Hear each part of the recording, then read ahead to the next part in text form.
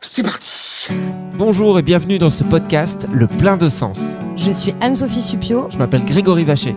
Vous êtes en quête de sens, et ça tombe bien parce que nous aussi. Ou alors vous vous posez des questions sur le sens de la vie de temps en temps. Nous aussi. Comment tu sais tout ça, toi? Dans ce podcast, on part à la rencontre de gens qui ont réussi à mettre du sens dans leur vie, figurez-vous. Quelle bonne idée. Il s'appelle comment d'ailleurs l'épisode d'aujourd'hui ? Allez hop, je change de vie, avec Florence. Merci Francine. Alors, on y va. Et bonjour, bienvenue dans ce podcast qui, comme d'habitude, n'est pas en public. Du coup, c'est nous qu'on applaudit et ça crée quand même une sacrée... Ambiance. Je vous entends pas, sacré. Ambiance. Quand je dis en, vous dites biance. En. Ambiance. Quand je dis amb, vous dites yance. Amb. Yance. Quand je dis ambiance, vous dites ambiance. C'est le pire ambianceur. Hein. Eh ben, ça fait plaisir. Bon. Bienvenue dans ce podcast que j'appellerai un podcast peut-être qui sera la série d'autres podcasts. Voilà, ça sera le titre. Un podcast que ce sera peut-être la série d'autres podcasts. On va avoir au téléphone dans quelques instants une personne qui nous a envoyé un mail. C'est Florence. En fait, elle était auditrice de notre émission quand on faisait de la radio. Et pendant qu'on se posait des questions, nous, et qu'on interviewait plein de gens, elle se posait aussi des questions sur sa vie. Et vous allez voir que depuis 2020, elle a fait quand même pas mal de bouts de chemin. Et je trouve ça hyper inspirant, en fait, d'avoir des gens au téléphone qui sont des gens qui à la base nous écoutent, des gens de la vraie vie aussi, tu vois. Même si aujourd'hui elle commence à être spécialisée dans pas mal de domaines qui touchent justement à des sujets qu'on aime bien dans ce podcast, vous allez voir. Il n'empêche que c'est cool ça, non, aussi? Oui, et puis en fait ça montre qu'on a grandi un peu ensemble aussi, ça fait plaisir. Et puis c'est toujours bien de valoriser des gens qui donnent l'exemple. Parce que peut-être que vous nous écoutez en disant non mais moi jamais je serais capable de quitter et mon job et mon mec et ma ville. Je pourrais pas. Et en fait à un moment donné on vous montre plusieurs exemples. Est-ce que tu sais toi ce qui te bloquait au début quand tu sentais que peut-être il fallait que tu bouges dans ta vie, que ce soit la ville, le boulot ou quoi? Oui, je crois qu'il y avait plusieurs choses. Il y avait le confort. Parce que t'es dans un confort, je dis pas que j'avais une vie financière confortable, mais en tout cas, je savais que j'avais un salaire qui tombait chaque mois, j'étais en couple avec quelqu'un qui avait lui aussi un salaire. Enfin, j'avais pas, c'était pas une source d'angoisse, en tout cas pour moi. Ouais. Donc ça, c'était la première chose. Donc tu te disais, j'ai le confort matériel, financier qui fait que si je lâche ça, c'est trop dangereux, quoi. Voilà. Donc moi, j'ai quitté et mon job et puis j'ai quitté aussi la personne avec qui je vivais. Et du coup, ne pas partir aussi et ne pas quitter cette personne, t'avais le regard des autres aussi, tu vois, vivre dans une société en couple à presque 40 ans, c'était normal. Et puis toujours cette histoire de confort, quoi. C'est facile en fait, la vie elle est plus facile quand tu vis à deux et que tu partages les frais, mais que tu partages aussi émotionnellement les charges de la vie, tu vois. Tu rentres, t'es pas tout seul, quoi. Ouais. Et est-ce que tu te souviens ce qui fait que ça a basculé dans ta tête et que tu t'es dit ok, je suis prête? Est-ce que tu te souviens d'un moment en particulier ou c'est un enchaînement de plein de petits moments ou... Et c'est quand, puisque du coup, sur l'année, je dirais que j'ai eu une année de transition où je vivais chez toi quand même une semaine par mois. J'étais encore à Paris et je venais chez toi. Ça, c'était cette année, c'était en 2023. Ouais, c'était en 2023 et je pense que c'était au mois d'avril. Ouais. Avril-mai, je suis restée seule chez toi pour garder ton chien pendant que t'étais partie en week-end avec ta femme et tes parents. Et j'étais toute seule tout le week-end avec Elvis. Et je crois que c'est à ce moment-là où quand vous êtes rentrés, j'avais pas du tout envie de rentrer. Ouais. Et je crois que c'est à ce moment-là que je me suis dit, j'ai plus du tout envie de rentrer. Et ça me fait vraiment de la peine. Et c'est à partir de ce moment-là où j'ai commencé à décaler mes billets de train. Ouais. Et c'est à ce moment-là où j'ai commencé à chercher un appart et il s'est passé un truc. Ce moment seul chez toi, je crois que c'est Elvis. C'est ton chien, quoi. Il m'a fait un clin d'œil, il m'a dit épouse-moi ma grande et hop. Non mais d'accord, donc c'est pas forcément Enfin si, c'est l'événement, c'est de t'être retrouvé seul face à toi-même, c'est d'avoir accepté le moment de peut-être que t'avais pas encore été vraiment seul. Non, parce qu'en fait on était tout le temps ensemble et puis quand je rentrais à Paris, j'étais toujours très entourée, je m'étais jamais posée pour savoir ce que j'avais envie vraiment moi. Ça nous permet de vous donner encore un conseil dont on a parlé plusieurs fois, mais pour tous les gens pour qui c'est peut-être un peu le bordel dans leur tête. Retrouvez-vous seul avec un chien. Ouais, avec Elvis, avec mon chien, vous venez, je vous loue la maison et puis comme ça, moi, je gagne des sous. Non, mais n'hésitez pas à vous trouver du temps seul si vous le pouvez. Et vraiment, le must du must, même si j'en ai parlé plein de fois, c'est d'aller acheter une tente pas trop chère et aller bivouaquer seul en montagne. Ça c'est vraiment magnifique. Moi quand je l'ai fait, je me répète, je suis vraiment désolé, mais j'avais aucune condition physique, je faisais jamais de sport, j'en ai chié comme jamais et j'ai passé parce que je suis resté j'ai fait 3-4 randos d'affilée, donc j'ai passé les 4 meilleurs jours de ma vie grâce à ça. Et je sais qu'à l'époque, ça m'a déjà aidé. C'est pas une époque où j'ai tout envoyé valser, mais c'est une époque où j'étais déjà dans une équipe le matin sur Fun où je me sentais plus trop à ma place. Et en même temps, avec ces questionnements, tu vois, dans ma tête, de me dire, mais mec, arrête, c'est bien, et puis t'as le droit de faire ce que tu veux, et puis t'es bien payé, machin, machin. Bah, au moins d'avoir ce temps seul, tu comprends pourquoi tu te sens pas à ta place. Tu comprends à l'intérieur ce qui va pas et quels sont tes véritables besoins. Et ça se fait peut-être pas direct comme ça en un seul séjour, mais voilà. Barrez-vous en montagne. Voilà. Je devrais travailler pour l'agence de tourisme de la vallée d'Ossau dans les Pyrénées. Parce que c'est très joli la vallée d'Ossau, je vous conseille d'aller là-bas. Après, il y a plein d'autres vallées. Hein. La vallée de Dana. Évidemment. Vous voyez pas sa tête, il était tellement fier de sa blague. Oui, comme ça on remet un peu dans. Biance. Putain. C'était pas ouf. Oui, mais je vais pas vite, quoi. Bon, on a Allez, quelle Florence on se met sur le petit ordinateur. Nous activons notre logiciel Zoom, que nous citons car nous faisons un super partenariat. En citant Zoom, il nous donne 95 000 €. C'est faux. On touche pas on le d'argent. paye plein pot. Hein. Et c'est nous qui payons pour pouvoir l'utiliser. Et je crois que Florence vient de se connecter. On va pouvoir vous la présenter. Salut Florence. Hello à vous. Alors Bonjour. Florence, c'est vrai qu'on vient de vous en parler, elle nous a écrit un mail qui était vraiment très très gentil. C'est un peu l'instant d'ailleurs où on se la pète un peu. Ouais, parce qu'on reçoit plein de courriers. On est un peu les... Vous voyez Justin Bieber en 2009-2010 Bon, bah nous on est plus Justin Bieber en 94 quand il n'était pas connu. Et pas né du coup. Du coup, quand il y a une espèce de mail qui arrive, on se dit waouh, c'est peut-être une erreur. Et non, ça nous était adressé, ça nous a fait super plaisir. Déjà Florence, est-ce que tu vas bien ? Très bien, je suis ravie d'être là avec vous. Donc, écoute, nous, on est super contents de te rencontrer aussi, de t'accueillir. Est-ce que tu veux bien nous raconter un petit peu comment tu nous as connus dans ta vie ? Donc, a priori, tu nous écoutais quand on faisait de la radio et que déjà, on avait des invités dans l'émission qui nous permettaient de mettre un petit peu de sens dans ce qu'on disait, en plus des petites blagues comme pouvait faire pas piquer des hannetons. Écoutez les replays. Ah non, ils sont plus disponibles. Oh, il y en a quelques-uns encore peut-être. Ouais. Oh, je pense que oui, ils sont encore dispo. Oui, alors je vous ai connus tous les deux quand vous étiez, pour ne pas la nommer, sur Fun Radio, sur votre émission. Alors je me souviens plus du tout le nom de l'émission, mais en tout cas le contenu était vraiment incroyable par rapport au reste qui se fait sur la chaîne. En tout cas, il n'y a pas autant de sens et d'intérêt. Enfin, c'est moi qui parle, évidemment, c'est selon mes goûts, évidemment, cela ne concerne que moi. Mais il y avait toujours des invités qui étaient super intéressants, c'était super enrichissant. J'apprenais toujours quelque chose, en fait, quand je vous écoutais. Donc c'est pour ça que j'ai écouté votre émission jusqu'au bout, Mais voilà, du- avec mais- tristesse. Mais du coup, à cette époque, Florence, au-delà de nous aimer, d'avoir des posters de nous dans ta chambre, t'étais toi-même en questionnement. Qu'est-ce qui se passait dans ta vie justement pour que ces sujets-là te touchent plus particulièrement ? Ouais. Alors moi, j'étais déjà en train de me poser des questions sur mon travail. Donc ça faisait quelques années que je me disais mon travail, c'est pas ma passion, je suis pas exactement à ma place, mais je sais pas trop quoi faire. Et tu faisais Donc, quoi si c'est pas indiscret ? Oui, j'y viens. Ah pardon, parce que je suis... Ça a commencé en fait il y a longtemps. Hein. Je pense Ouais. que c'était même avant le confinement. Donc vous avez fait votre émission. Je crois que c'était après le confinement. c'est pas non, ouais. c'est juste avant. En fait, c'est vraiment l'année du Juste avant. confinement. Je pense que notre émission est à l'origine de l'épidémie d'ailleurs. Je pense qu'il y a des gens qui voulaient pas l'avoir continué, ils se sont dit on va créer un virus et puis comme ça ils vont bien fermer leur gueule. Mais Ouais, et puis comme ça, ce sera bien bio et voilà, et sans C'est votre ça. gueule. Tout à fait. Moi, je me posais ces questions déjà à cette époque-là, avant de vous écouter. Je me sentais pas à ma place dans mon travail, pas épanouie, pas bien. Le confinement est arrivé, forcément, ça n'a pas arrangé les choses. Ça m'a juste aidé à prendre du recul, prendre du temps pour moi, pour de la réflexion. Ce qui s'est passé, c'est que j'ai fini par trouver ma voie, en fait, pendant le confinement, parce que je me suis aperçue que ce que j'aimais faire, c'était aider les autres à aller mieux. Mais Ouais. au-delà de ça, c'était les aider à trouver leur voie.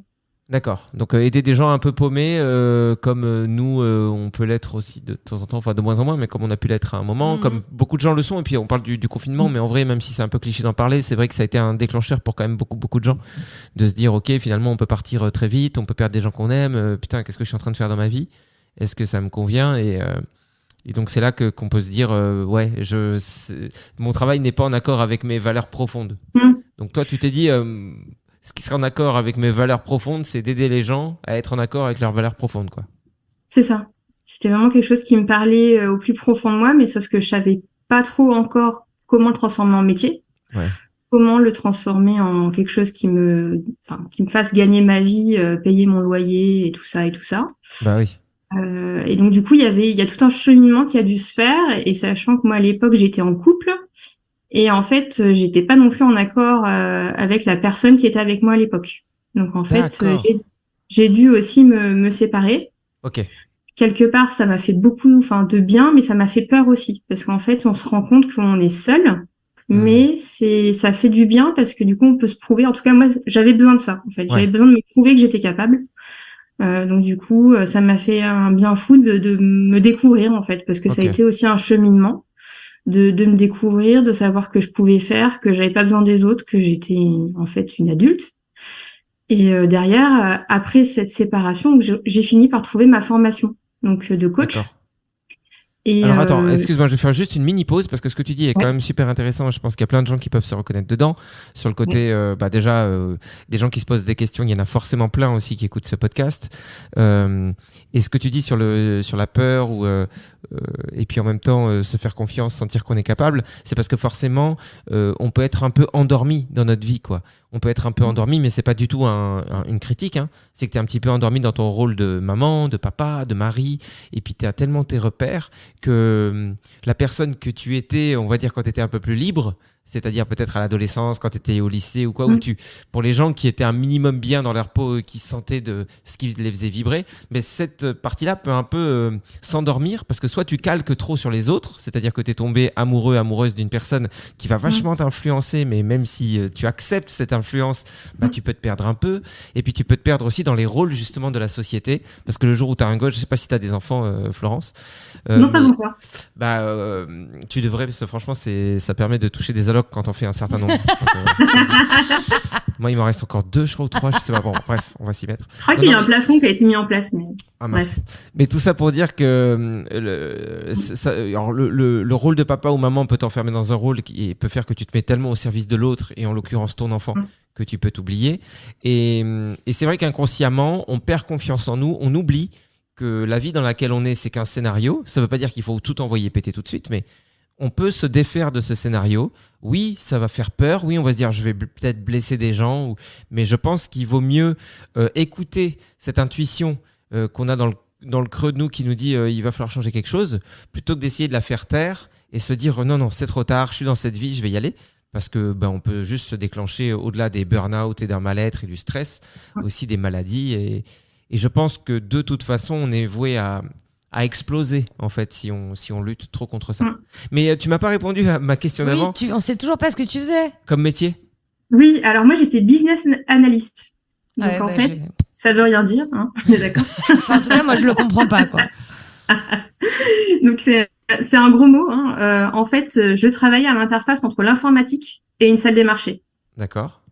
Voilà, et donc du coup, c'était vraiment comprendre le besoin des gérants de la salle des marchés, le traduire en besoin informatique. Au jour le jour, c'est aussi être à côté des gérants et les aider quand ils ont un problème. Ils veulent passer un ordre sur le marché, ça marche pas. Ça sent quand même le taf un peu qui te met la pression, non? Il y a des moments de pression en mode oui, si on passe pas l'ordre tout de suite, il va y avoir des sanctions, il va y avoir des impacts financiers énormes, tu comprends. Ils parlent tous comme ça dans ce... Ça va être insupportable. Dans ce métier, ouais, parce que mais, je suis désolé, je suis anti-violence, mais là, je leur mets des beignes. Si tout le monde parle comme ça, oui, alors j'arrive pas à placer mes ordres sur le marché. Déjà, ta phrase, elle veut rien dire, Michel. Donc, trouve-toi un vrai travail. Parce que ça n'a aucune signification, tu le sais. Alors, range ton attaché case, remonte dans ta kangou, et puis rentre à la maison faire un bisou à tes enfants. Merde. Alors j'ai pris volontairement une voix comme ça, mais ils ont pas cette voix-là. Hein. Bon, c'était pour que ce soit comique en fait. Donc effectivement, tu t'es rendu compte que tout ça, ça t'épanouissait pas et ça faisait pas sens. T'avais pas l'impression d'aider les gens. Donc à ce moment-là, tu décides de chercher une formation. Et comment ça s'est passé? Est-ce que tu as quitté ton boulot? Genre t'as démissionné, t'as réussi à négocier une rupture conventionnelle? Parce que c'est toujours compliqué aussi quitter son taf. Alors ça, pas du tout. Alors moi, ce qui s'est passé, c'est que j'écoutais votre émission et un jour, vous parlez d'un livre. Alors j'ai oublié le titre, mais il est dans le mail. Je l'avais pris, si tu veux. C'est un livre de Martine Lévy qui s'appelle « Illuminer sa vie grâce à la psychothérapie ». Je me rappelle même plus qu'on avait parlé de ça, figure-toi. Ouais, bah, je vous rappelle ça, et comme quoi c'est pas anodin, hein, ça sert. Alors, en tout cas, ça m'a servi. Ouais. En fait, cette personne-là, elle avait un peu le même parcours que le mien. En fait, elle était ingénieure en informatique et elle s'est reconvertie en tant que thérapeute. Et donc, du coup, elle a expliqué son parcours, elle parlait de sa formation, etc., etc. Et donc, du coup, c'était bourré d'anecdotes, c'était drôle. Moi qui cherchais des formations de coach, il y en a des centaines, plein de trucs, en veux-tu, en voilà. Des thérapeutes aussi, il y en a des tas et des tas de formations. Et Ouais, donc, moi du j'avais coup, regardé aussi, on est d'accord que thérapeute, si tu pars dans cette voie-là, t'es parti pour un sacré paquet d'années, quoi. C'est pas... c'est ça. Et ça me gênait aussi. Je Ouais. me sentais pas de partir pour une formation. Alors, minimum de 2 ans, voire des fois c'est 5 ans si on fait un master. Hmm. Et là, je me disais, oulala, s'il faut que j'attende 5 ans avant de pouvoir exercer, ça va être beaucoup trop long. Je me sentais pas du tout. Et puis, il y a des sujets, mine de rien, qui sont lourds et qui sont difficiles dans la thérapie. Donc, je me sentais pas forcément très à l'aise. Donc, du Hmm. coup, la vision coach me parlait beaucoup plus, même si je savais pas encore trop ce que c'était, vu que je connaissais que le mot, on va dire. Et puis ça peut faire un peu peur parce que ça fait partie des nouveaux métiers, on est d'accord, coach. T'as l'impression que ça pousse un peu comme des champignons et le Oui, Tout le monde côté... s'auto-proclame coach aussi. c'est ça. Oui, oui, on peut faire ça aussi, quoi. C'est le problème. Le coach a une très mauvaise presse aujourd'hui, Ouais, parce qu'on peut être coach de tout et n'importe quoi aujourd'hui, parce que oui. c'est pas encadré. C'est ça, c'est que... Alors je dis pas que tous les coachs sont mauvais parce que ça dépend, Mm. au-delà des formations qui sont très importantes, ça dépend aussi de la qualité de la personne humaine que tu as, sa qualité d'écoute et puis son intuition et puis son savoir-faire, enfin plein de choses qui font que des fois, enfin moi ça m'est déjà arrivé de tomber face à des gens, alors c'était pas des coachs mais c'est pareil, des gens qui sont un peu dans le même corps de métier, en thérapie courte et leur seul, j'ai envie de dire, encouragement quand moi j'étais en train de sombrer dans la dépression ou quoi, c'était mais faites-vous du bien, prenez l'air et vous devriez faire du sport. C'est vrai que c'est léger, hein. Et vous savez quoi? Comment vous mangez? Mangez mieux. Ouais, bon, ouais, là, pour le coup, est-ce que vraiment ça vaut... Ça fera 600 balles. C'était 60 €, mais je me suis dit, ouais, en fait, j'aurais dû taper sur Google comment aller mieux et je pense Ouais, que j'aurais eu t'avais la liste. En fait, le gars était juste sur son téléphone. Non, mais tu vois ce que Ouais, je veux dire, c'est pas pour critiquer un peu ce métier-là, puisque c'est celui que tu as choisi, mais est-ce que tu étais consciente, toi, du fait que tu allais dans un corps de métier où il allait falloir te démarquer? Bah oui et non, et surtout qu'à la base, en fait, je me suis orientée là-dedans, je me suis pas forcément dit que j'allais me reconvertir tout de suite. D'accord. Je me suis dit, ça me parle, j'y vais et on verra bien ce qui se passe. En Hmm. fait, c'était plus ça, la démarche. D'accord. Donc, Et du du coup, coup, à ce moment-là, t'as pas encore quitté ton boulot alors? Ah non, non, moi j'ai gardé mon boulot, bah là, je suis en train de le quitter maintenant seulement. D'accord. D'accord, ok. Donc je ne l'ai pas quitté, ouais, effectivement, parce qu'il fallait que je mange. Ouais. C'est vraiment que je me loge, et vous savez que la région parisienne, à quel point c'est peu cher, les logements, tout ça. Donc, Oui, Ouais. c'est bon marché, c'est ce qu'on dit souvent, oui. C'est vrai que pour toute personne Voilà. qui galère un peu, aller dans le 16e. Voilà. N'importe où dans Paris. Mais du coup, c'est important aussi ce que tu dis, c'est que des fois, même quand on en a un peu marre ou quoi, et si on est un peu sanguin, comme je peux l'être ou quoi, ou agir sur des coups de tête, on peut dire ok, je quitte tout et puis j'essaierai de trouver une formation. Mais en réalité, pour des gens qui ont un peu plus le sens de l'organisation, un peu plus de sang-froid, un peu plus le sens peut-être des responsabilités, aujourd'hui, on peut trouver des formations qui sont adaptées justement au fait qu'on travaille déjà. Il y a des formations à distance, c'est peut-être ce que tu as fait, qui Oui, permettent de travailler le soir ou le week-end sur des temps libres, quoi. Oui, alors c'est complètement ce que j'ai fait. Effectivement, c'était toujours sur mes temps perso que j'ai fait ma formation. Et c'était une formation aussi que je me suis payée moi-même parce qu'elle c'était pas possible d'utiliser le compte personnel de formation. Mais oui, c'était sur mon temps perso mais aussi ce qui se passait, c'est que mon travail, je me sentais pas à ma place, mais c'était pas non plus totalement désagréable. D'accord. C'est ça aussi, c'était pas l'enfer sur terre, quoi. Ok. Parce que ça se passait bien, mes collègues étaient sympas. Là, je travaillais à l'époque sur un sujet qui était sympa, donc c'était intéressant. Moi, ça répondait à mon besoin de curiosité, même Bon. si je savais que mon principal aspect manquant, c'était l'humain. Ouais. Et ça, du coup, je l'ai travaillé avec ma formation. Ok, Et du bon. coup, ça m'a permis de patienter. Si c'était pas horrible, déjà, c'est sympa. Je pense même pour tes collègues qui sont peut-être en train d'écouter ce podcast et qui disent ah oui, quand même, Florence, elle a intérêt à être sympa. Ouais, c'est clair. Avec tous les ordres que j'ai placés sur le marché pour elle. Bon, je repars, je vais dans ma kangou. Oui, c'est vrai qu'eux peuvent se dire, elle nous imite mal, mais elle nous aimait bien. Donc ça, c'est cool. Mais en Ouais, fait, je balancerai pas sur mes collègues, ils étaient cool. Tout à l'heure, je te demandais si tu avais démissionné ou si tu avais fait une rupture conventionnelle ou quoi, parce qu'il me semble que sur ton mail, tu avais parlé d'un truc par rapport au Pôle emploi qui me semblait intéressant, à savoir qu'il y a moyen de se faire financer, je sais pas quoi. Enfin, en tout cas, il y a des aides qu'on soupçonne pas forcément. Surtout quand on démissionne, c'est surtout ça. Hein. Ouais. Tout à fait. Alors, Parce que je rappelle que quand tu démissionnes, tu n'as normalement pas d'indemnité. Voilà. t'as rien. Aujourd'hui, ouais, t'as rien du tout. Ça a changé, je pense, ces dernières années. Et en fait, moi, ma boîte ne voulait pas du tout que je parte. Donc, du coup, il était hors de question de me faire une rupture conventionnelle. Donc, la seule solution, c'était la démission. Donc, du coup, bah, par rapport à ça, j'étais un peu coincée. Il fallait que j'attende, du coup, de trouver, du chiffre d'affaires de mon côté. Donc, du coup, c'était un peu gênant. Jusqu'à ce que l'un de mes collègues, donc, du coup, que je remercie beaucoup, d'ailleurs, qui m'en a parlé il y a quelques mois. Donc, c'est un dispositif qui s'appelle démission reconversion. Donc par Pôle emploi qu'on a accès à ça. En fait, c'est avant de démissionner, il faut se renseigner si on est éligible à ce dispositif. À partir de là, on prend contact avec un conseiller. Selon son secteur d'activité, bah, ça sera une agence qui sera différente. Moi, comme j'ai été cadre, c'était la PEC qui m'a conseillé, qui m'a accompagné pour monter mon dossier. La fameuse PEC. On en parle de la PEC, nous, avec Enso. On adore la PEC. On les embrasse d'ailleurs. Gros bisous à la PEC. Alors moi j'ai une conseillère qui était adorable, super sympa. Mais Donc, c'est Sandrine, Sandrine de la PEC. La Sandrinou. Mais laisse-nous. Oui, pardon. Non, mais... Et donc du coup, elle m'a vraiment conseillé. En fait, le but de ce dossier-là, c'est de justifier que notre démarche elle est sérieuse en fait. Okay. C'est uniquement ça. C'est pour pas en fait que les gens qui se disent bah j'ai démissionné et du coup je vais avoir des allocs et rien faire en fait. Donc en gros, si tu coches toutes les cases, ça veut dire quoi, que tu touches un chômage comme tout le monde ou tu as droit à un truc spécial? Alors, une fois que le dossier est monté, il est envoyé à une commission qui doit valider le dossier. Et donc, si le dossier est validé, en fait, j'ai juste le droit à mes allocations chômage, comme n'importe quel chômeur, en fait. Non, mais c'est super, parce que je pense qu'il y a effectivement plein de gens qui pensent encore que dans leur tête, démission est égal, je suis foutu. Bon, après, donc, renseignez-vous. C'est pas facile non plus. Hein. Enfin, il y a quand même 2-3 paperasses à faire. Il y a mais quand toujours. Une petite commission et tout. C'est peut-être moins évident que pour quelqu'un qui sort d'un parcours professionnel avec une rupture conventionnelle. Hein. Mais c'est bon à savoir. Enfin, de toute façon, qui ne tente rien à rien, comme disait Sandrine de la PEC. Ouais. Elle disait aussi qui ne saute pas les pas français. N'est pas la PEC. Non, mais je voulais faire. Ça se fait. Le dossier est un peu pénible à monter parce qu'il faut faire une étude de cas, mais ça sert en fait, une étude de marché, pardon. Ouais.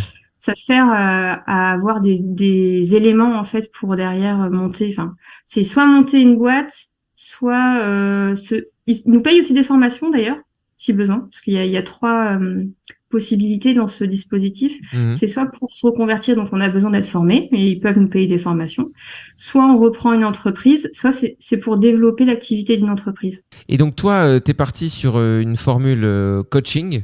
Est-ce que tu peux nous dire la branche de ce que tu as choisi, parce que c'est un peu large. Je suppose que tu es dans un secteur particulier, parce que, en vrai je l'ai lu dans ton mail. Après, mais si je puis me permettre, le coaching de Florence s'appelle Beu Coaching. Ouais, moi j'ai lu Beu et ça me paraît pas très catholique. Alors c'est je vraiment... savais que ça vous parlerait. Un B et un E, c'est vraiment bi en anglais. Hein. Je sais que t'es bilingue, ça m'étonne de toi. Après, on est en France, on n'est pas en France. Hein. Qui ne saute pas. Calme-toi, Sandrine. Calme-toi, c'est raciste. BU Coaching. BU, donc BE-U, le U, coaching.fr. Voilà, donc tiens, je vais aller sur ton site, comme ça peut-être que je vais voir. La phrase d'accroche, quand on arrive dessus, c'est « Ça va, frater !» Il y a marqué « Arrêter de passer à côté de sa vie, se faire coacher pour atteindre ses objectifs et ses rêves. » Alors, est-ce que tu peux nous en dire plus, Florence, justement, qu'est-ce que tu proposes, du coup ?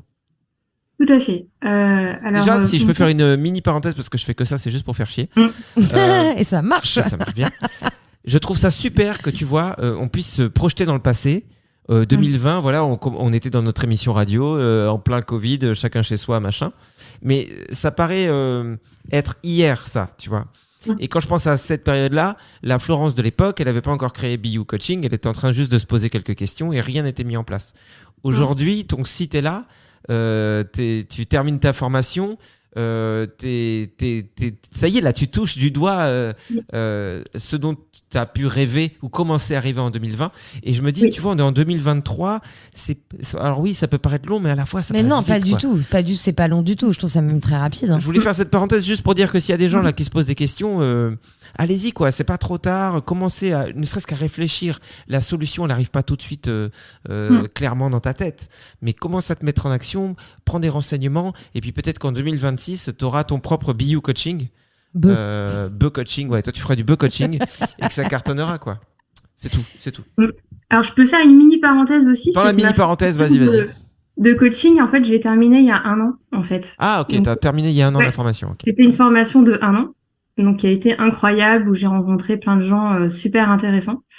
Et en fait, là, j'ai une autre formation que je termine, c'est sur la morphopsychologie. Voilà, donc c'est 2 formations différentes. Ça, je trouve ça hyper intéressant. C'est de la psychologie en fonction de la forme des visages. Tout à fait. Et donc du coup, j'ai fait la formation de coaching, mais en fait, ce qu'il faut se dire, c'est pas parce qu'on a fait une formation de coaching que ça y est, on sort de là et on sait ce qu'on va faire, comment on va le faire, qui on est en tant que coach, comment on s'y prend. En fait, moi, ça m'a pris un peu plus d'1 an justement à me lancer. Alors, j'ai fait un site internet, j'ai fait d'autres formations aussi en communication marketing parce que c'est pareil, c'est des choses moi que je connaissais pas du tout. Mais ça m'a pris vachement de temps en fait de savoir ce que je voulais faire, pour qui je voulais aider. Donc moi le truc vraiment qui me passionne, c'est vraiment aider les gens à être vraiment qui ils sont à l'intérieur. Mais du coup pour s'adresser à ces gens-là, c'est super compliqué en fait parce que souvent tout le monde veut pas être coaché, tout le monde n'a pas envie d'eux, tout le monde veut pas montrer qu'il se sent pas bien. Donc c'est très compliqué de trouver ce genre de personnes. Donc moi, sur mon site internet, je parle plutôt de confiance en soi, en fait, parce que moi, c'est quelque chose que j'ai connu.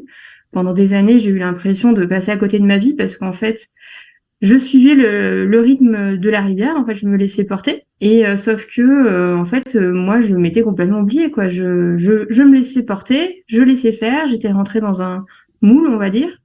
Et la vie continuait tranquillement et en fait moi à l'intérieur j'étais en train de mourir. Ouais, mais tu sais ça c'est pareil, ça va parler à plein de gens. Il y a beaucoup de gens qui s'oublient. Alors mon papy sur le canapé c'est sûr, mais en parallèle de ça, on est tellement dans le faire que ouais on oublie, ouais, c'est ce qu'on disait tout à l'heure. C'est terrible parce que tu vois passer les années et puis en fait tu te dis 4 ans sont passés par exemple et en fait c'est toujours la même chose quoi. Il se passe toujours la même chose dans mon quotidien. C'est terrible. Ouais. Et puis un jour tu te regardes dans la glace, tu dis oh là j'ai pris un coup quand même. C'est bizarre quand je gratte ma joue ça s'émiette. C'est que vraiment t'es trop resté momie, sans quoi. bouger. Ouais.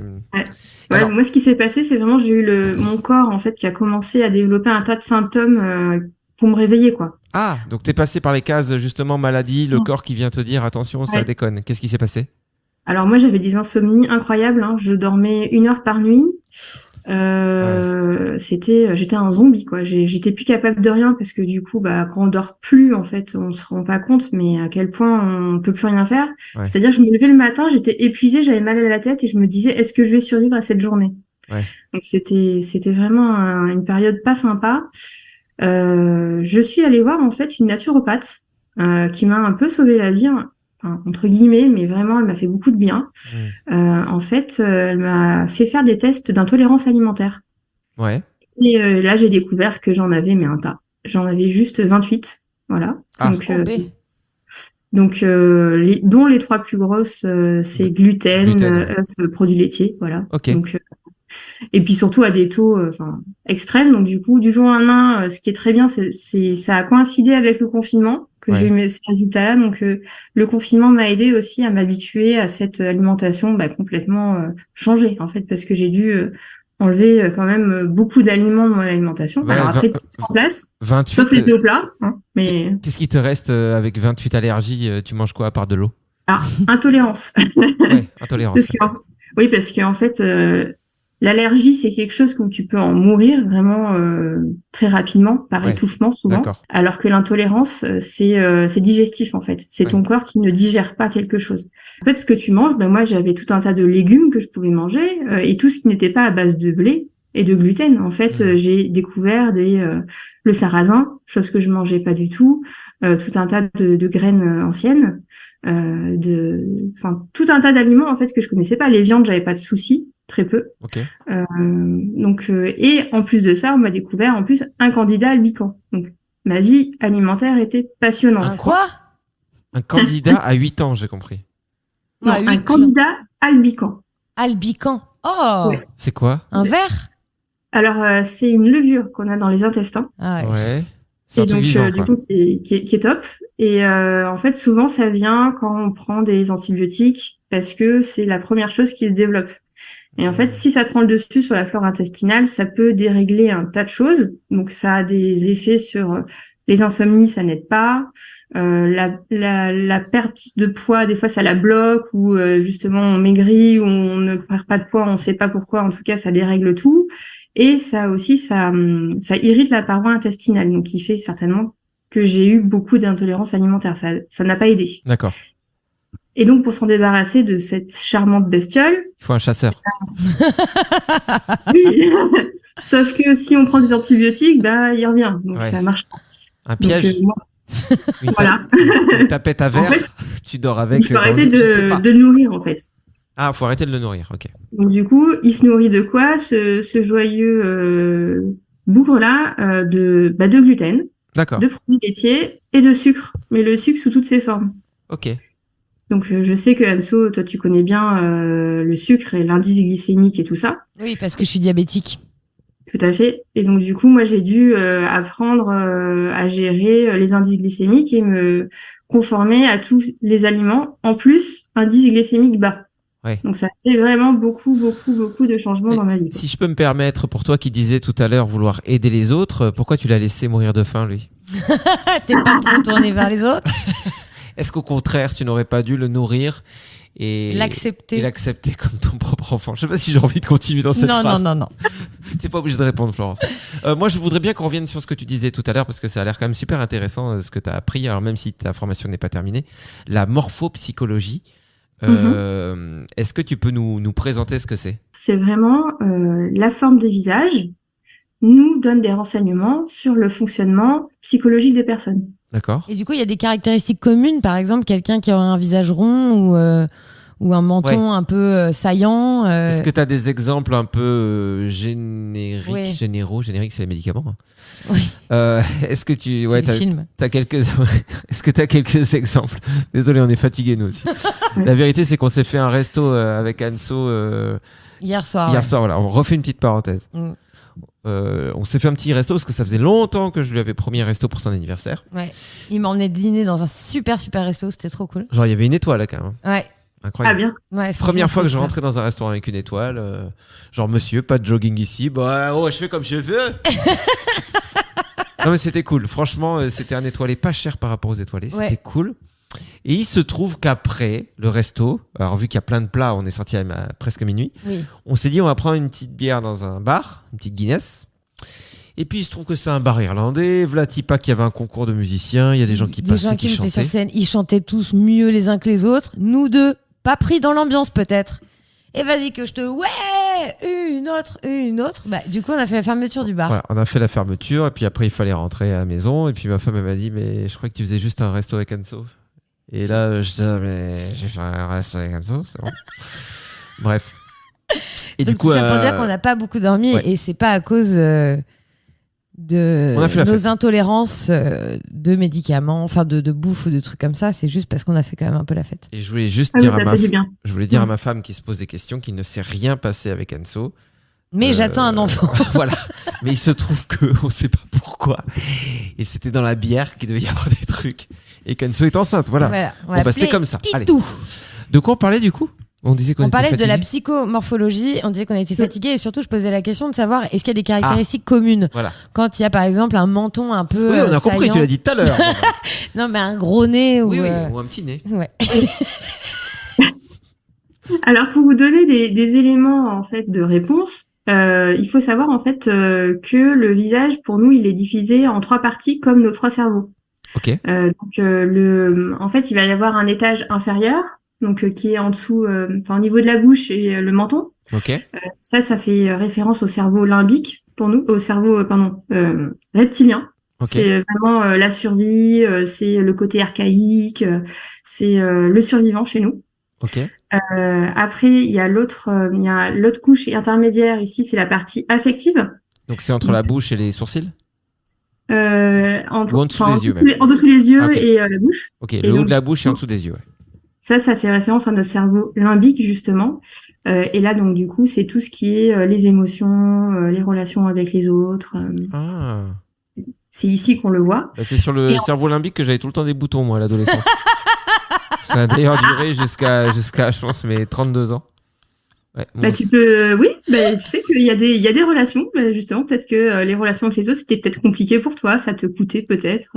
Tu penses que en vrai, si même dans des périodes comme l'adolescence, parce que t'en as des fois, ils ont des boutons qui vont développer vraiment autour Sur des les yeux. tempes. Ouais, ou sur les tempes. Et moi, c'était vraiment le nez et puis autour du nez, quoi. Mm. Et ça, c'est la relation Alors, aux autres. je suis pas spécialisée, mais je me dis qu'il y a un lien, clairement. D'accord. Sinon, et je pense que toi-même, tu le sais, à l'époque, tu te sentais peut-être pas bien dans les relations avec les autres, non? Bah, je me sentais bien sous ma couverture, quoi, sous ma carapace je fais des blagues, mais c'est sûr que j'étais incapable de communiquer sur des choses plus intimes et authentiques, on va dire. Ça, c'est sûr. Tu avais peut-être du mal à exprimer tes sentiments. Ah, ça c'est clair. Ça c'est clair. J'ai jamais dit, par exemple, à pas mal de filles que je les aimais, quoi. Et d'ailleurs, je leur dis dans ce podcast, les filles, je vous aime. Les poupées. Ouais, c'est vrai que les filles, par exemple, c'était hyper compliqué. Moi, je disais à mon copain, tu veux pas dire à machin que je On veux était sortir tous avec elle? pareils. Hein. Ouais, mais sauf que moi, j'avais 18 ans. Ah oui, c'est vrai. Quand t'as un mec de 18 ans qui voit, bah, Greg, il veut sortir avec toi, la meuf, elle disait, bah, Ouais. du coup, non, parce que je suis plus en CM2. Bref. Et donc, la troisième partie, quand on prend à Ouais. partir du bas des yeux jusqu'en haut.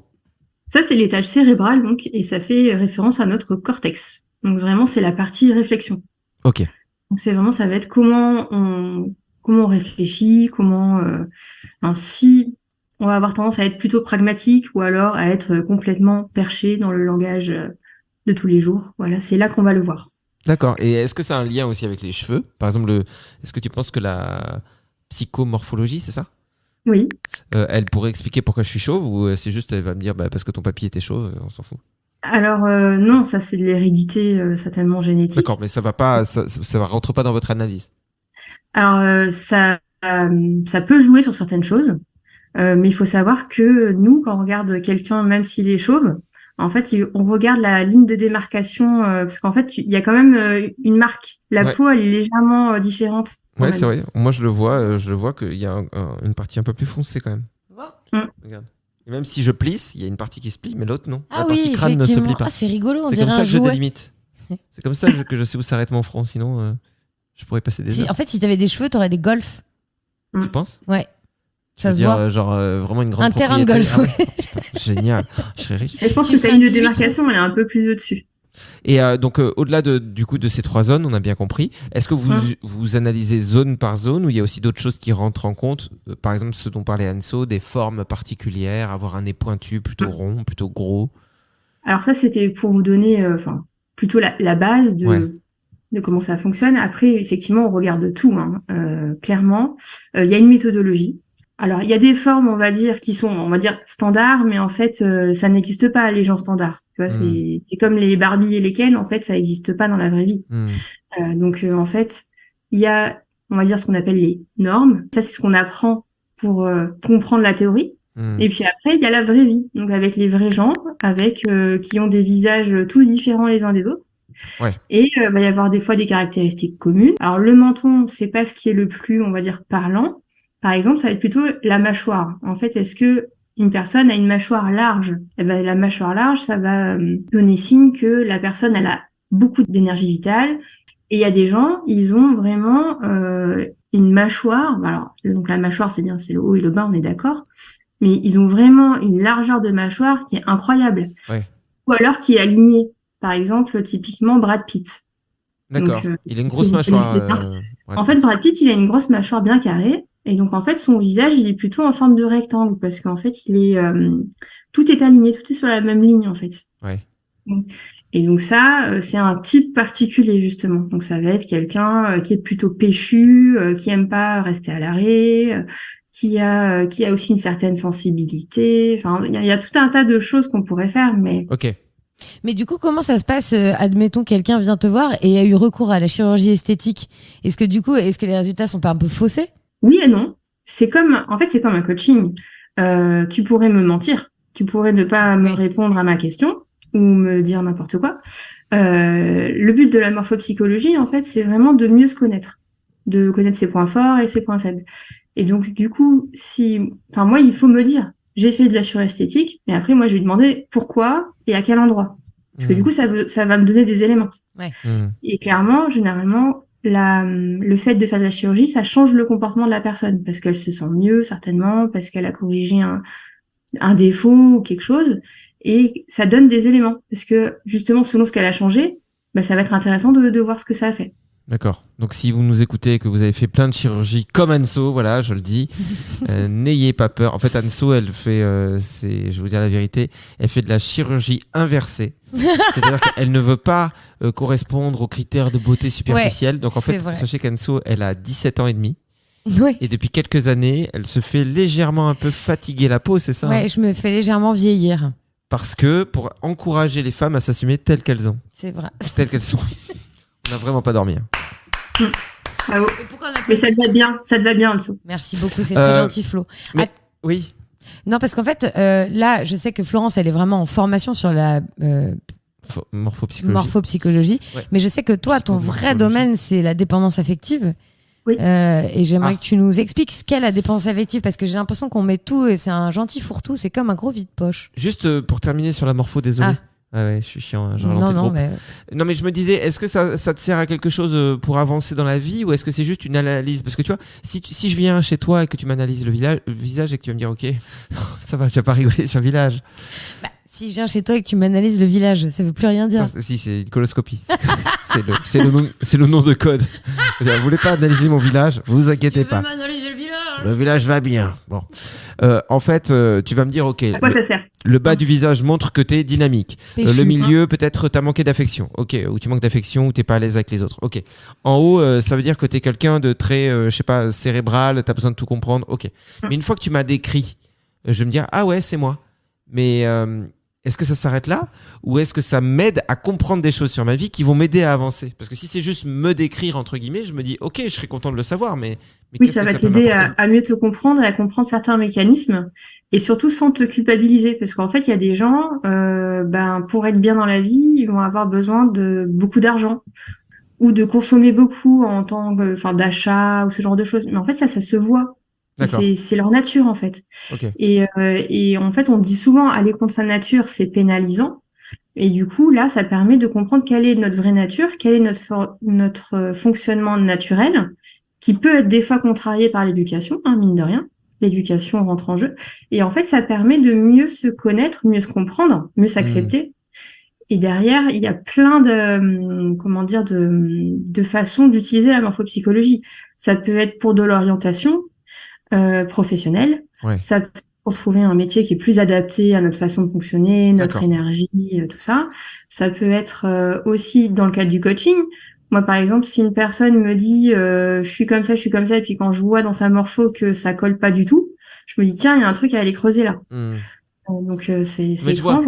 Je vois effectivement, c'est pas juste comme un test de personnalité de ok, t'es comme ça, d'accord. C'est aussi pouvoir comprendre comment on fonctionne. C'est parce que avec tout le développement personnel et tous ces gens dont on fait partie qui essaient tout le temps d'être des meilleures versions d'elles-mêmes, parfois on peut se décourager parce qu'on vise des objectifs qui nous ressemblent pas en fait. C'est-à-dire si t'es un chat, n'essaye pas d'être un ours. Si t'es un ours, n'essaie pas d'être un tigre. Si t'es bon, vous avez compris quoi. Par contre, si t'es un chat, tu peux être, c'est sûr, un meilleur chat, mais tu seras toujours chat. Et si t'es un tigre, tu seras un meilleur tigre, mais tu seras toujours tigre. Oui, voilà.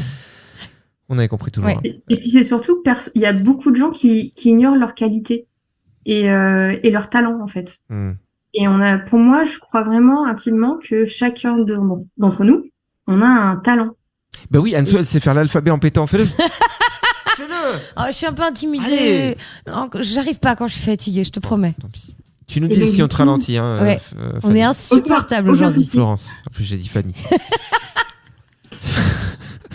Ça me rappelle nos émissions radio. Des fois, on était tellement claqués. Quand on était dissipés, Ouais. exactement. Putain. Aujourd'hui, on est Bravo. dissipés. Désolé. Mais non, en tout cas, pour conclure sur ce que tu dis, oui, c'est évidemment hyper important d'être capable d'identifier ses qualités, puisque c'est un des trucs les plus difficiles, surtout quand tu as un minimum de Et vraiment, oui, c'est point fort en fait. La morphologie, c'est pas changer la personne, c'est vraiment trouver le milieu, donc l'environnement qui permettra à la personne d'être le plus épanouie possible. Donc c'est vraiment possible et sans changer. C'est ça qui est intéressant. Et maintenant, nous revenons sur la question d'Anso qu'elle a posée il y a Je maintenant me rappelle plus. 6 ans et 20 demi. minutes. Non, en fait, je sais que toi, ta spécialité, c'est la dépendance affective. C'était ça, voilà. Et je disais que c'était un vide-poche. On y met tout et n'importe quoi dans cette dépendance affective. Est-ce que tu peux nous la définir déjà? Alors la dépendance affective, en fait, c'est de dépendre des émotions des autres. En fait, on a besoin d'un shoot émotionnel pour être bien dans notre vie. Et après, il y a plein de façons de satisfaire ce besoin-là. Ça peut être en étant en couple et en faisant tout pour les autres. Ça peut être aussi avec ses amis, pareil, faire tout pour les autres. Pareil avec sa famille. Et en fait, c'est se faire passer en dernier. Ok. Et après, il y a on va dire des caractéristiques qui sont communes en fait à tous les dépendants affectifs. Alors, faut savoir que l'éducation, je pense que ne nous a pas aidés pendant longtemps. Surtout, je pense les femmes, parce que on a appris en étant petite fille que il faut être sage, faut pas bouger, faut faire plaisir à papa, à maman et tout ça. Et souvent, du coup, en grandissant, on a assimilé le fait que pour être aimé, en fait, il faut faire plaisir aux autres. Et donc, du coup, quand on garde ça en tête, c'est là où se met tous les mécanismes qu'il ne faut pas, en fait. Et c'est là où on n'est plus nous-mêmes et on fait tout pour les autres et plus rien pour nous. Pardon. C'est tout? Non. Moi, je voulais dire juste, est-ce que c'est toi Non. qui voulais dire quoi? Je veux dire qu'après, ça ressemblait à ce qu'on disait tout à l'heure sur ce mal-être qu'on peut vivre parfois dans notre travail. Greg disait tout à l'heure que de toute façon, c'était inévitable. On était comme une cocotte minute et à un moment donné, on allait exploser si on n'agissait pas. Là, c'est un peu pareil. Je pense que si à un moment donné, on n'exprime pas... il y a souvent des moments où on pète les plombs et on quitte tout et on envoie tout péter et on part vivre en Nouvelle-Zélande. Alors le problème des dépendants affectifs, c'est que souvent ils mettent du temps en fait à comprendre qu'ils sont dans un engrenage justement. Ils subissent vraiment et ils se rendent pas compte que ils reproduisent du coup les mêmes schémas. Ils se rendent pas compte. Ils se mettent souvent aussi en danger amoureusement parce que justement par peur d'être seuls, souvent ils préfèrent être avec le premier qui passe et du coup ils se retrouvent dans des situations incroyables et très dangereuses pour eux. Ouais, donc il peut y avoir ces relations toxiques qu'on voit à base d'une personne qui fait du mal à l'autre, que ce soit verbalement et des fois physiquement, et la personne ne part pas et on ne sait pas pourquoi, et il y a Elle tellement part ce pas parce qu'elle a besoin. peur d'être seule, elle se dit je mérite pas mieux, et de toute façon je trouverai personne d'autre. Ouais. Donc du coup il y a cette peur vraiment de la solitude. C'est vraiment un des trucs numéro 1, c'est que sans les autres, je suis rien, en fait. C'est ça. Ils ont besoin de se remplir des autres. Est-ce que tu penses que cette dépendance affective touche tous les humains? À différents degrés, je veux dire? Alors, tous les humains, je ne saurais dire parce que je n'ai pas étudié tous les humains, Ouais. malheureusement. Après, je pense qu'en France, ça touche énormément de gens et à des degrés différents, justement à cause de l'éducation. Et après, je pense que certaines personnes l'expriment différemment.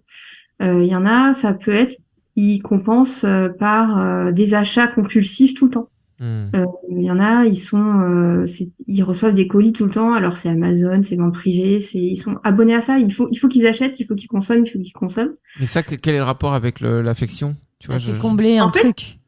Ils comblent en fait. C'est un mécanisme de je me remplis de quelque chose. D'accord, c'est En un fait, shoot, c'est c'est un caractère. shoot d'adrénaline, même si je sais pas le dire. C'est ça. Adrénaline. Décidément, il y a plein de mots que je ne sais pas dire encore cette saison. En fait, ce sujet m'intéresse et me touche particulièrement parce que j'ai découvert il y a très peu que j'étais un dépendant affectif, je pense, assez haut niveau. Et je m'en suis rendu compte parce que j'étais tout le temps malheureux. Enfin, très souvent malheureux. Et que je comprenais pas trop bien comment. Et entre le moment où j'ai fait beaucoup de radio avec Anso et le moment où je suis monté, j'ai fait un peu de scène aussi l'année dernière, enfin cette année, je sais plus quand, ça a réveillé beaucoup de tristesse chez moi parce que je me suis rendu compte que pour avoir une estime de moi-même, et tu vas me dire si on est dans le thème, mais j'ai l'impression que c'est ça, je suis pas capable moi-me de de me dire ce que tu fais, t'es bien, c'est bien, t'es bon dans ce que tu fais, machin, impossible. Donc je le vois que dans le regard des autres. Donc si je faisais des émissions et que derrière il y avait soit des gens de l'équipe, soit des gens de la radio qui disaient ah c'était super, bravo, machin, ça pouvait me procurer un peu de plaisir, tu vois, mais qui redescendait très vite dès que la personne était partie. Et sur scène, c'est pareil. Je me sens à ma place, je suis trop bien quand je suis sur scène. Quand je vois les gens qui rient, c'est trop bien. Et derrière, je replonge. Et il suffit qu'il n'y ait pas de scène sur les jours d'après. Je plonge dans un puits sans fond, en fait. On est d'accord que là, je suis totalement là-dedans? Oui, bah, parce qu'en fait, tu as besoin d'un shoot d'adrénaline, ouais. Et parce que surtout, tu fais pas ça pour toi. En fait, tu fais ça pour avoir le regard des autres. Bah, à la base, je fais ça pour moi dans le sens où je sais que j'aime ça. Tu vois, je sais que j'aime ce que je fais. Mais par contre, ça ne me suffit pas. J'ai quand même besoin d'une validation permanente. Oui, voilà. Pour me dire, ouais, c'est bon, t'as le droit de faire ça, c'est ton métier, quoi. Et t'es bon là-dedans. Et très vite, je le re-oublie. C'est ça. Et il faut savoir aussi que un des points communs à toutes ces personnes qui sont dans la dépendance affective, c'est le manque de confiance en soi. Donc, et d'estime de soi. Donc, ça veut dire qu'ils ne s'aiment pas eux-mêmes tout seuls. En fait, ils s'aiment par le regard des autres. Donc, ça veut dire que si les autres leur envoient une belle image, bah, ils sont heureux. Et dès qu'ils ont plus ça, bah, ils sont malheureux. Ouais. Clairement. Et c'est assez horrible parce que du coup, il suffit ça dépend le contexte dans lequel t'es, mais tu peux te sentir comme la personne la plus heureuse du monde et la plus à l'aise et la meilleure personne au monde, comme la pire personne au monde et être persuadé dans toutes tes cellules que tu vois rien, quoi. Suivant, et ça peut arriver en l'espace de 5 minutes, quoi. Ouais, c'est ma vie. Et comment tu le travailles? C'est l'écoute, en fait, c'est simplement. Alors ça, c'est du coaching, c'est aller travailler sur l'estime de soi. C'est vraiment aller retravailler sur ce qui s'est passé souvent dans l'enfance, parce que ça vient de là.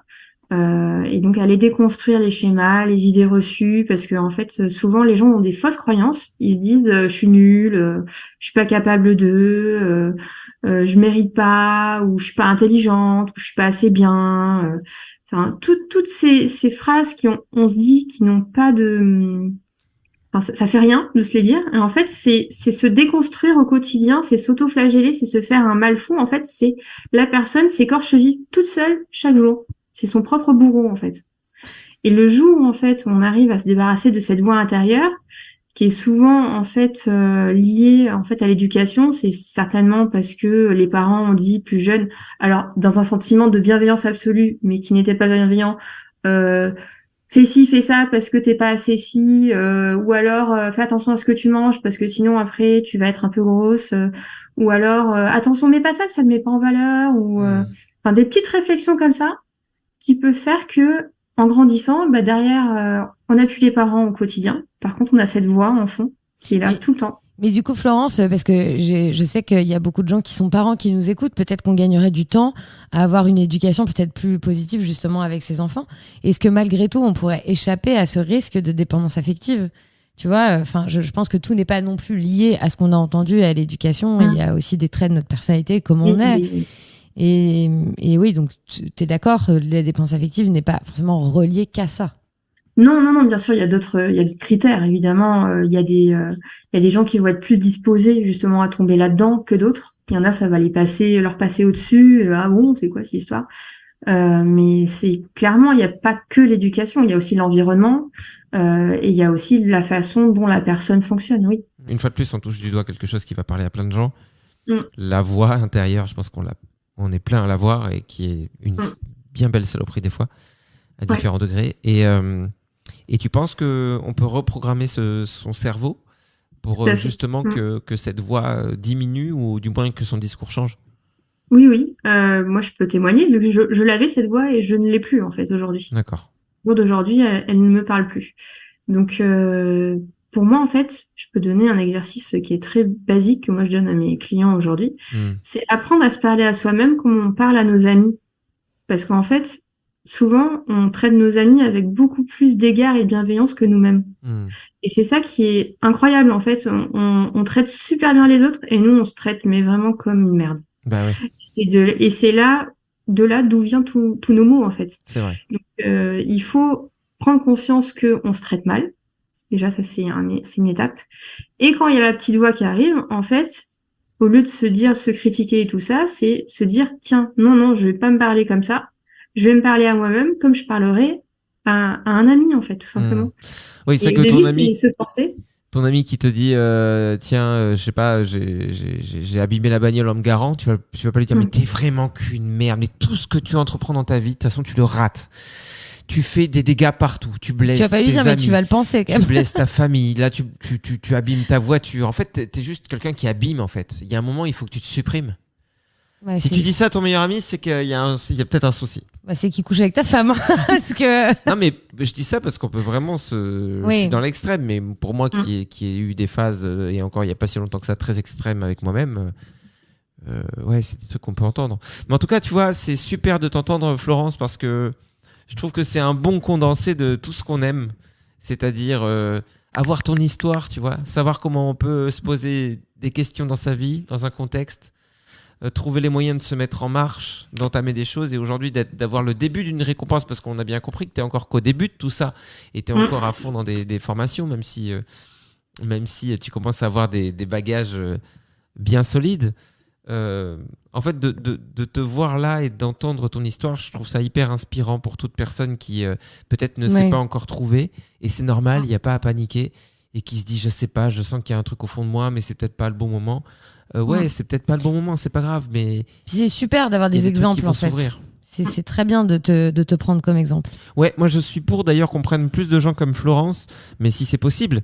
C'est-à-dire que si vraiment vous avez envie de partager votre histoire, justement, et pas besoin d'être un grand spécialiste pour partager son histoire, à partir du moment où on est un humain qui expérimente la vie sur Terre, qui se pose des questions et qui essaie de faire mieux ou qui essaie de s'écouter plus, ça va les gars, ça va, vous avez toute votre place dans le podcast. À partir du moment où il y a une envie, il y a un sens, il y a une passion, il y a un amour de quelque chose, ben envoyez-nous un mail sur notre Gmail, c'est la prod au fond du jardin, tout attaché, @gmail.com, et puis on se fera un plaisir de refaire un épisode comme celui qu'on a fait avec Florence. Et tant qu'on est dans les adresses, je vais donner quand même ton site internet, Florence. On le redonne, ouais. Plus simple. Sans dire buzz cette fois. Ça va, franchement. C'était BU Coaching. Ouais, b-you-coaching.fr. Voilà.